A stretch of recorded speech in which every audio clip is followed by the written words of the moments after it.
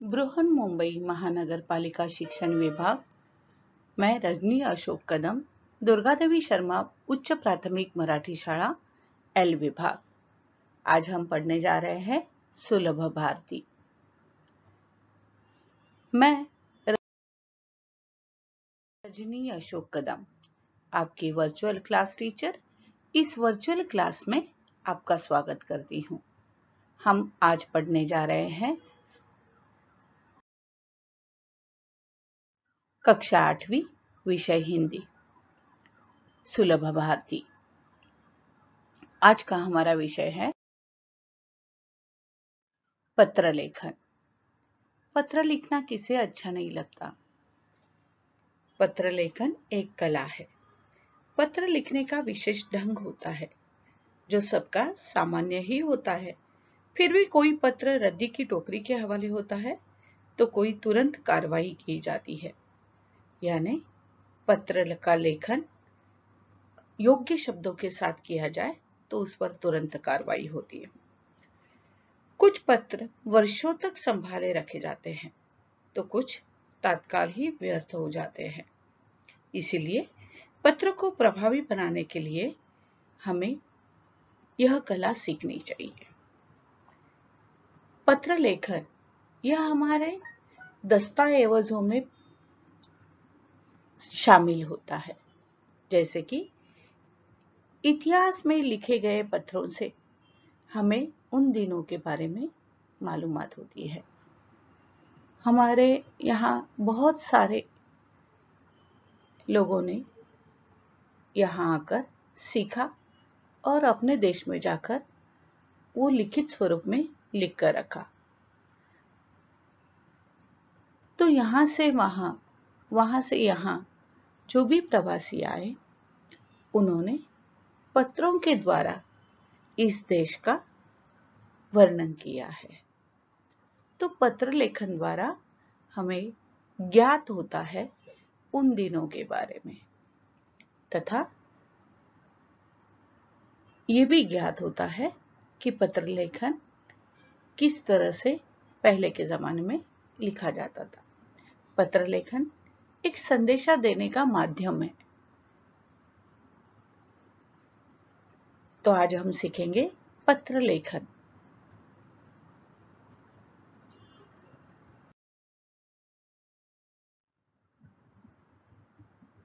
पत्र के सामान्यतः 4 मुख्य अंग होते हैं। पता और दिनांक, संबोधन तथा अभिवादन, पत्र सामग्री, पत्र की समाप्ति।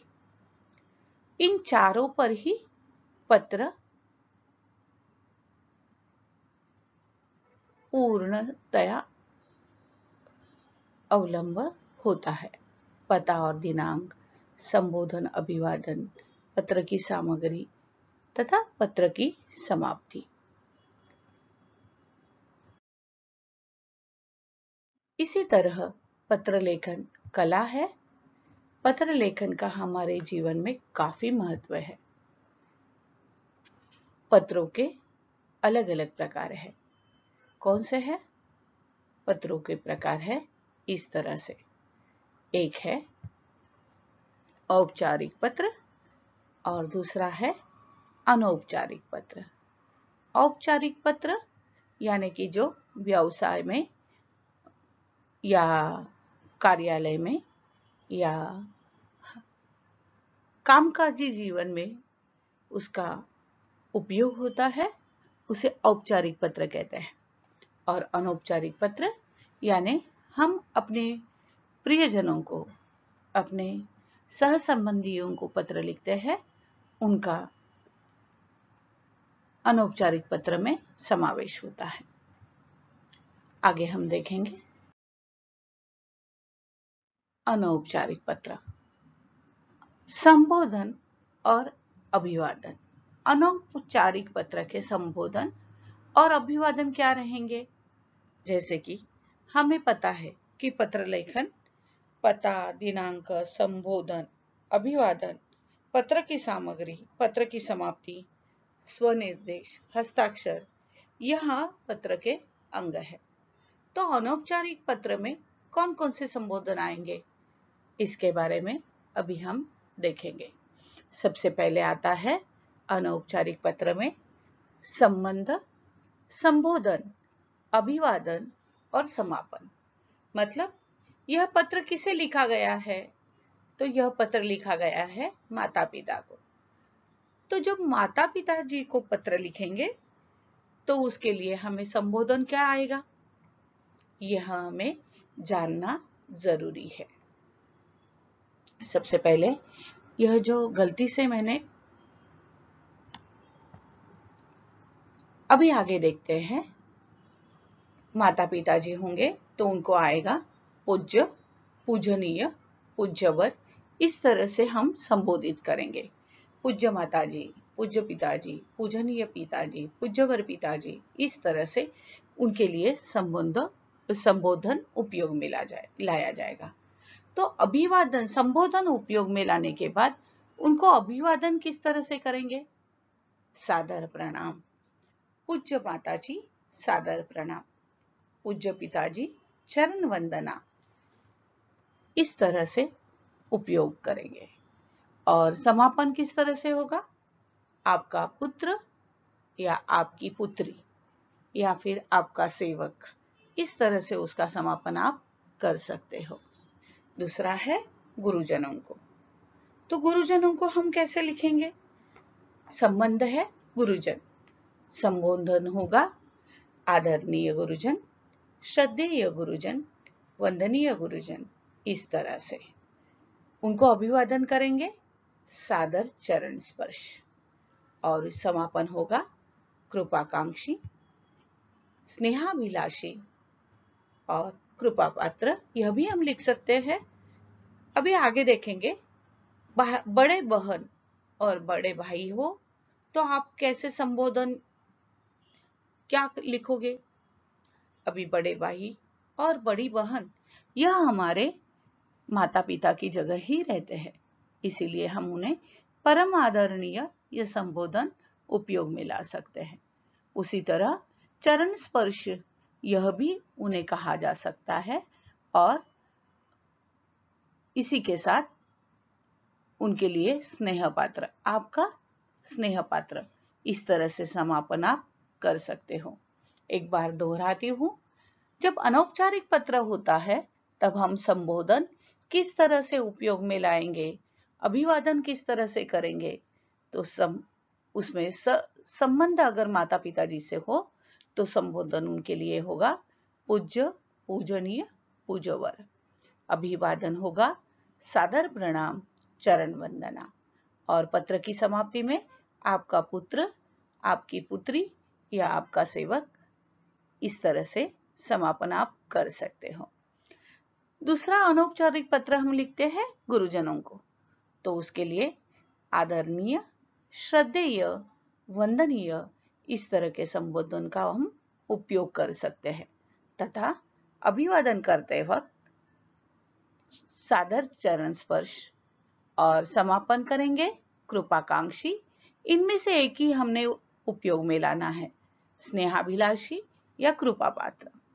जब बड़ी बहन या भाई हो तो हम करेंगे परम आदरणीय, वंदनीय, स्नेह पात्र। इस तरह से सादर चरण स्पर्श अभिवादन में करेंगे। यह हो गया। अभी आगे देखेंगे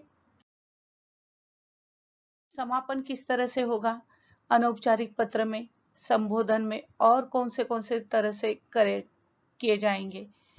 तो इसके लिए हम आएंगे संबंध, अगर आयु में समान, मतलब मित्र हो, आयु में समान भाई हो, कभी कभी जुड़वा भाई बहन भी रहते हैं ना, तो ऐसे वक्त आप संबोधन क्या करोगे, तो उसके लिए आप संबोधन करोगे प्रिय, प्रियवर, प्रिय बंधु, बंधुवर, प्रिय बहन, इस तरह से आप संबोधन कर सकते हो।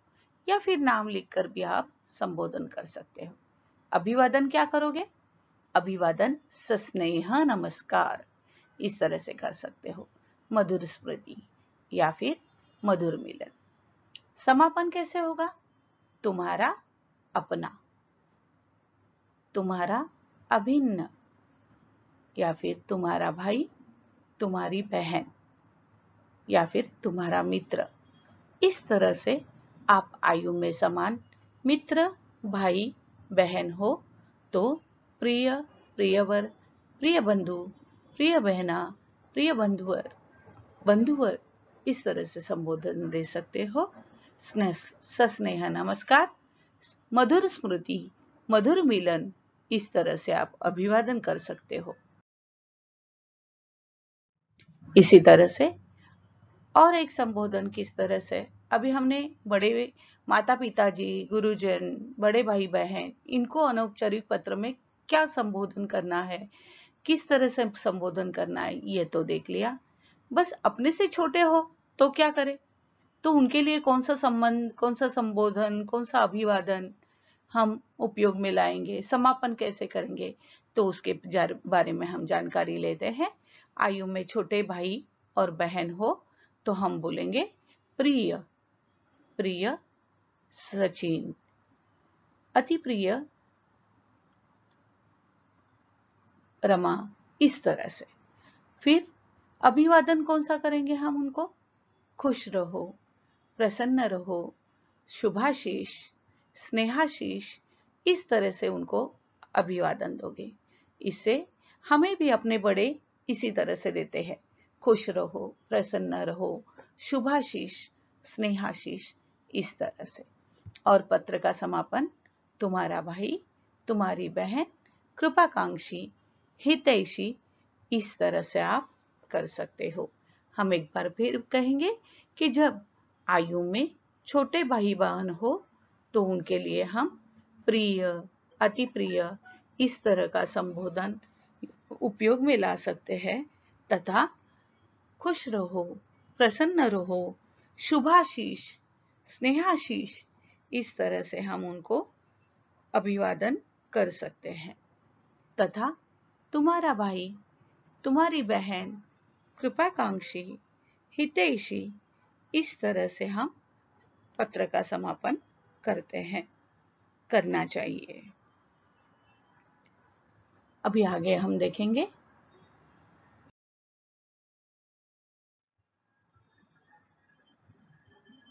औपचारिक पत्र। औपचारिक पत्र किसे कहा जाता है, तो ये पत्र उन्हें लिखे जाते हैं जिनसे हमारा निजी संबंध नहीं होता, और ये कई प्रकार के होते हैं, जैसे प्रार्थना पत्र, कार्यालयीन पत्र, व्यावसायिक पत्र, इस तरह से। फिर से एक बार दोहराती हूँ, ये पत्र उन्हें लिखे जाते हैं जिनसे हमारा निकट संबंध, निजी संबंध नहीं होता। इनमें प्रार्थना पत्र, कार्यालयी पत्र, व्यावसायिक पत्र आदि का समावेश होता है। और इनके अभी संबोधन कैसे होंगे, तो पत्र प्रकार अनुसार उनके संबोधन है। पहला है आवेदन पत्र। तो आवेदन पत्र में क्या आएगा, आवेदन पत्र में संबंध कैसा होगा, जैसे कि प्रधानाचार्य जी को आवेदन पत्र दे सकते हैं हम। प्रारंभ कैसे होगा, उसका संबोधन क्या होगा, श्रीमान जी, इस तरह से संबोधन कर सकते हैं, या फिर मान्यवर, या फिर महोदय, और माननीय भी आप लिख सकते हो। इनका समापन कैसे होगा, इन पत्रों का समापन होता है भवदीय तथा निवेदक, या फिर आपका आज्ञाकारी भी लिख सकते हो, और कक्षा, विभाग, जैसे कि गुरुजन को पत्र लिखना है तो आपका आज्ञाकारी, और उसके नीचे आपकी कक्षा, विभाग, क्रमांक आदि डाल सकते हो। या फिर प्रधानाचार्य जी को लिखना है तो भवदीय, फिर आपका कक्षा, विभाग, क्रमांक आ सकता है। या फिर निवेदक, कक्षा, विभाग, क्रमांक आ सकता है। एक बार दोहराते हैं, औपचारिक पत्र, ये पत्र उन्हें लिखे जाते हैं जिनसे हमारा निकट संबंध नहीं होता। ये कई प्रकार के होते हैं, जैसे प्रार्थना पत्र, जैसे हमने प्रधानाचार्य जी से प्रार्थना किया है तो उनके लिए, या फिर कार्यालयीन पत्र, किसी सर्टिफिकेट की मांग के लिए हमने कार्यालयीन पत्र लिखा है, या फिर व्यावसायिक पत्र, जिनमें इस प्रकार आवेदन देना पड़ता है। तो सबसे पहले हमने आवेदन पत्र में क्या देखा कि हमने प्रधानाचार्य जी से अगर पत्र लिखना है तो हम उनको कौन से संबोधन उपयोग में ला सकते हैं और पत्र का समापन कैसे कर सकते हैं। इसी तरह से हम आगे देखेंगे।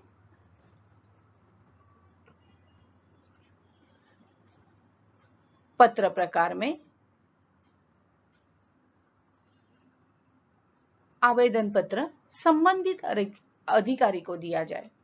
आवेदन पत्र संबंधित अधिकारी को दिया जाए तो प्रारंभ कैसे करेंगे? मान्य, मान्यवर, श्रीयुत, इस तरह से हम प्रारंभ कर सकते हैं।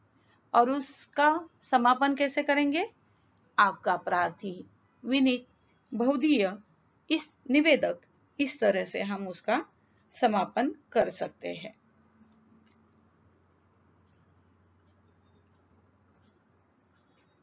कार्यालयी पत्र संपादक। अभी कार्यालयी पत्र किस तरह भेजे जाएंगे? किनको भेज सकते हैं? तो किसी पत्रिका के संपादक जी से, केंद्रीय मंत्री महोदय से, रेलवे अधीक्षक महोदय से, पोस्ट मास्टर महोदय से, अध्यक्ष महोदय से, इनको हम ये कार्यालयी पत्र भेज सकते हैं। इनमें मान्यवर, महोदय, आदरणीय, इस प्रकार का प्रारंभ और संबोधन उपयोग में लाया जाता है और समापन होता है प्रार्थी, विनीत, बहुधीय, निवेदक, इसी तरह से होता है। फिर से एक बार दोहराती हूँ, कार्यालयीन पत्र जो है वो हम संबंधक किस तरह से होता है? संपादक जी को भेज सकते हैं, केंद्रीय मंत्री महोदय जी से भेज सकते हैं, रेलवे अधीक्षक महोदय जी को भेज सकते हैं, पोस्ट मास्टर जी को भेज सकते हैं और अध्यक्ष महोदय जी से हम पत्र पर पत्र लिख सकते हैं। अभी इनमें संबोधन क्या होगा? मान्यवर, महोदय, आदरणीय। और समापन पत्र का होगा प्रार्थी, विनीत, बहुधीय, निवेदक। एक बार अगर आप इस तरह से जान लो तो फिर कोई भी दिक्कत नहीं होगी।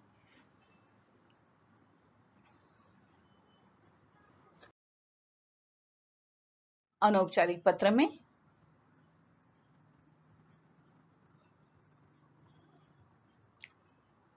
औपचारिक पत्र में हम देखेंगे परीक्षा केंद्र से लिखते समय आप पते की जगह परीक्षा केंद्र का नाम लिखना चाहिए। यदि कोई पता दिया हो तो वह लिखना चाहिए। और अभी हम एक अनौपचारिक पत्र देखेंगे, जैसे परीक्षा केंद्र मुंबई 21 नवंबर। आदरणीय भाई साहब, सादर प्रणाम। 2 दिन पहले आपका पत्र प्राप्त हुआ। घर में सब प्रसन्न है, यह जानकर प्रसन्नता हुई। मैं बिल्कुल स्वस्थ एवं प्रसन्न हूँ। भरपूर परिश्रम कर रहा हूँ।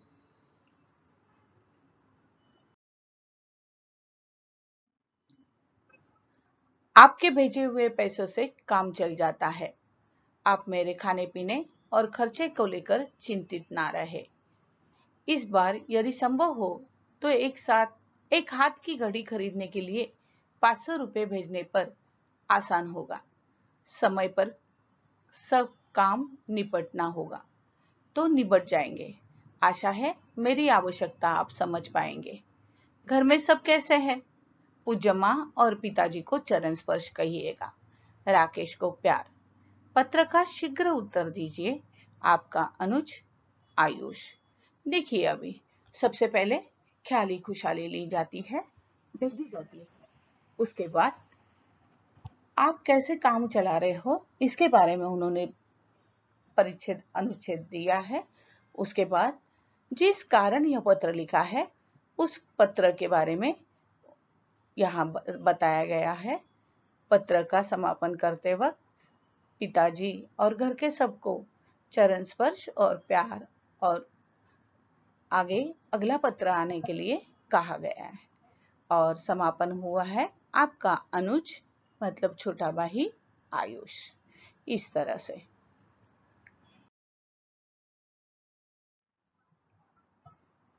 अभी जब औपचारिक पत्र यह हुआ था, हमने लिखा था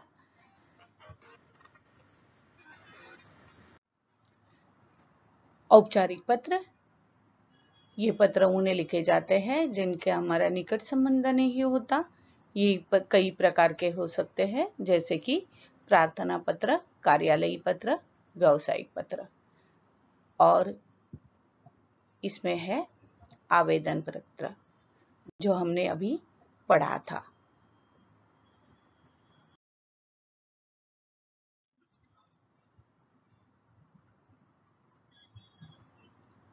अभी इसका एक उदाहरण हम देखेंगे। कोई साप्ताहिक पत्रिका अनियमित रूप से प्राप्त होने के विरोध में शिकायत करते हुए संपादक को निम्न प्रारूप में पत्र लिखो। तो ये प्रारूप भी उन्होंने दिया है। दिनांक, प्रति, मतलब किसको लिखना है, वह शिकायत पत्र है तो शिकायत करते हुए उसका विषय लिखना है। संदर्भ देना है, महोदय यह है संबोधन, उसके बाद विषय विवेचन, और यह है समापन, भवदीय, और नाम और पता। चलो इसका एक उदाहरण देखते हैं हम।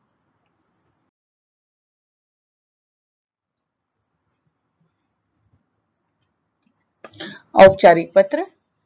कोई साप्ताहिक पत्रिका अनियमित रूप से प्राप्त होने के विरोध में शिकायत करते हुए संपादक को निम्न प्रारूप में पत्र लिखो। पत्र का प्रारूप है इस तरह से, जो हमने पिछली स्लाइड में देखा था। दिनांक, फिर प्रति, संपादक, बाल पत्रिका बहादुर शाह जफर मार्ग, मुंबई। विषय, बाल पत्रिका अनियमित रूप से प्राप्त होने के बारे में अवगत कराना। संदर्भ है बाल पत्रिका के बारे में, महोदय मैं कुर्ला का निवासी हूँ। इस पत्र के माध्यम से आपको अवगत कराना चाहता हूँ कि दिनांक 16 अगस्त से आपकी पत्रिका अनियमित रूप से प्राप्त हो रही है। आपसे अनुरोध है कि संबंधित विषय में जानकारी प्राप्त कर त्वरित कार्यवाही करें। धन्यवाद। एक बार फिर से दोहराते हैं। यह औपचारिक पत्र शिकायत के स्वरूप में हमने करना है, तो कार्य किसको देना है, संपादक जी से। दिनांक लिखना है, किसको भेजना है प्रति, संपादक जी, किस बाल पत्रिका के, पता और विषय, महोदय, और फिर विषय विवेचन, धन्यवाद करके आपने पूर्ण करना है। इस तरह से यह पत्र लिखा जा सकता है। आगे देखते हैं कि भवदीय हमने समापन किया। नाम लिखा है मनोहर सावंत, MHB नगर, कस्तूरबा गांधी मार्ग, कुर्ला, मुंबई 72। इस तरह से आप समापन कर सकते हो। अगला बार देखेंगे हम औपचारिक पत्र ही है, और यह है आवेदन पत्र 2 और प्रार्थना पत्र है। 3 दिन का अवकाश प्राप्त करने के लिए प्रधानाचार्य जी को पत्र लिखिए। यह आवेदन पत्र 2 का हम उदाहरण देख रहे हैं। 3 दिन का अवकाश प्राप्त करने के लिए प्रधानाचार्य जी को हम पत्र लिखेंगे। तो इसमें क्या लिखेंगे हम, यह प्रार्थना पत्र है तो यह औपचारिक है, इसीलिए आपको आवेदन करना है। सबसे पहले सेवा में प्रधानाचार्य, महानगर पालिका विद्यालय, मुंबई, तो उनके बारे में संबंध किसका है वो और संबोधित करना है। विषय है निवेदन किसने करना है, वह लिखना है निवेदन कक्षा 8वीं 1 का छात्र कुमार श्याम सोहनी। किससे प्राप्त हुआ है ये, वो लिखना जरूरी है। विषय है अवकाश प्राप्त करने हेतु, उसके बाद संबोधित किया है महोदय। निवेदन है कि मैं कक्षा 8वीं 1 का छात्र हूं। मुझे पिछले 2 दिन से ज्वर आ रहा है। अंततः मैं विद्यालय में आने में असमर्थ हूं। डॉक्टर के अनुसार कम से कम 3 दिन आराम की आवश्यकता है। कृपया दिनांक 18/11/2020 से लेकर 20/11/2020 तक 3 दिन का अवकाश प्रदान करें। मैं आपका आभारी रहूंगा। यहाँ आपने शुरुआत करनी है। आप कौन से कक्षा के छात्र हो, आप क्यों अवकाश चाहते हो, तथा आपको किस तरह से क्यों चाहिए, इसके बारे में विषय विवेचन किया है। दिनांक सही तरीके से लिखना है और उसके बाद धन्यवाद कहना है। इस तरह से जब पूरा हो जाए तो आप समापन करते हैं। आपका आज्ञाकारी शिष्य कुमार श्याम सोहनी, कक्षा 8वीं।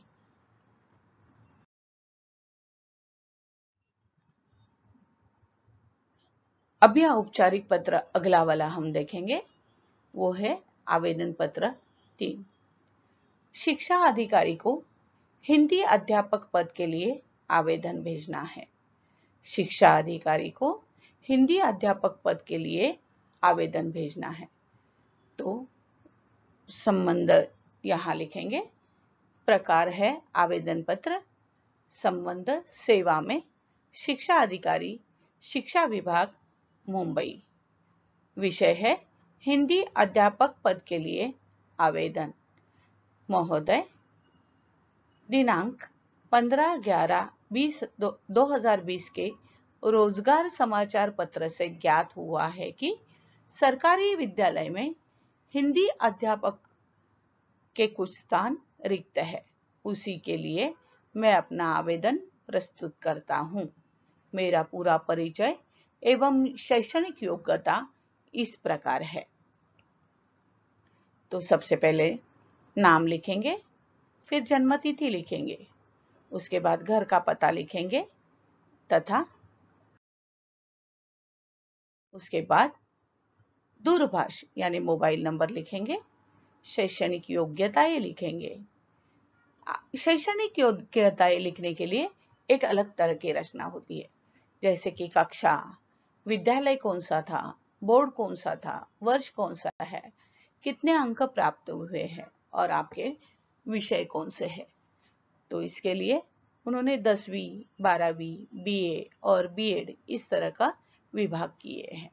तो इसके आगे आपकी शैक्षणिक योग्यता होने के बाद आपको अन्य कौन से पुरस्कार प्राप्त हुए हैं, इसके बारे में जानकारी लिखना है। मैंने आपको यहाँ जानकारी दी है। और तथा अगर अब आपको पढ़ाने का अनुभव है तो आपने उसका भी यहाँ जिक्र करना चाहिए कि अस्थायी तौर पर आपको पढ़ाने का कहाँ अनुभव प्राप्त है। और उसके बाद समापन करते वक्त आशा है साक्षात्कार का अवसर अवश्य प्रदान करेंगे। इस तरह से उनको धन्यवाद देने के बाद फिर भवदीय, रचना कदम और इस तरह से उसका समापन कर।